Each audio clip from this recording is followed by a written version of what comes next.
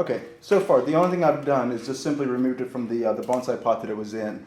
This is the very first time that I've ever dealt with the roots on this tree because it was bought last spring and I wasn't able to really work on the roots at that point. So what I'm doing now is I'm going to actually kind of take a look at the surface of this and I'm hoping that the roots will actually flare out a little bit. I'm just using a simple root rake. I like the single prong to do this. It makes it very easy. It slides in between the roots very easily. And all I'm doing is just removing all the loose soil.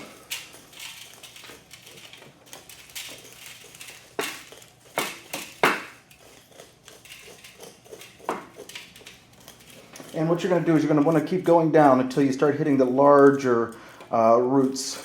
That's where your new soil line will be, or your new surface will be. As you can see, there's some smaller roots here, but nothing substantial so far.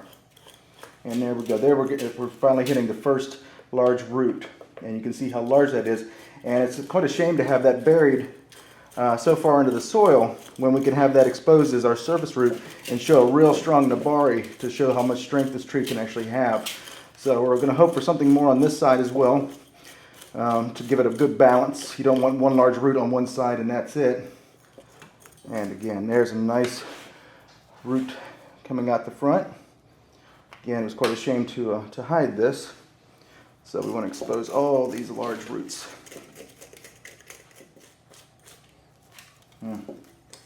There's a bit of a problem.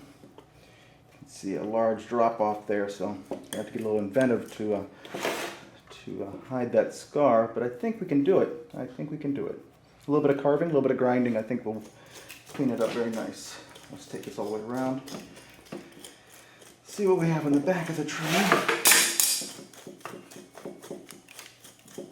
And there we go.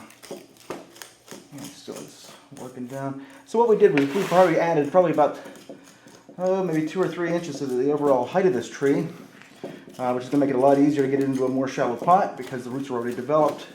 And again, the stuff that we've removed off the top really didn't add anything because there was not any feeder roots up there. There was not any substantial roots at all, actually. So by just removing the soil and bringing it down to this level, we're making this tree much more manageable, much better flare to the bottom of the trunk, and saving a lot of space in the bonsai pot. And I'm just going to bring this up. Let's see if we can just get this excess soil out of here. Now, if you notice, there's some really fine feeder roots in here. This is a good soil mix, good drainage, and you don't see any very long roots in there. A lot of good compact roots. So putting this into a smaller pot is going to be an easy process. When you do comb these out, you want them radiating away from the trunk. You don't want crossed roots. So again, comb them straight out from the tree. And it's okay if you snap a few, not a big deal, especially when you have this many to deal with, because you're going to remove a lot of this, the ends to promote the growth of the root, to stimulate more growth. Since this is since it's already out of the nursery mix, I don't have to completely clean this off. Sometimes you want to get all that muck out of there, so you just run it under a garden hose or something to really clean that broken down material out. But this material is a little fine, but it is certainly not broken down in any way, so I don't have to be super thorough on cleaning out this base of this tree. And boy, the flare of this trunk is just incredible. This is actually adding more to the tree than I had thought. I probably got about another 4 more inches on this trunk alone, and it's just massive looking now. Remember, the old soil line used to be right about there, and now you've got a flare that goes all the way up to here.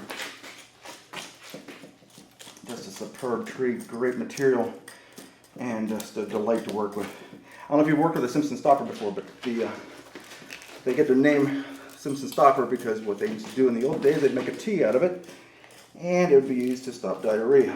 But it's funny, when you're working on this, you do get the kind of a medicine smell, but it's a sweet smell. It's not a very bad one, but it's there definitely aromatic as you're working with material. we go. You can see how much more we've reduced. I'm going to take the tips off these longer ones. Again, just to stimulate new roots to grow, and again cause it to split more often. There's trees, and there you can see what a difference in that trunk. Okay, nothing left to do but wire to the pot and get some soil in it. We'll do that in the next video.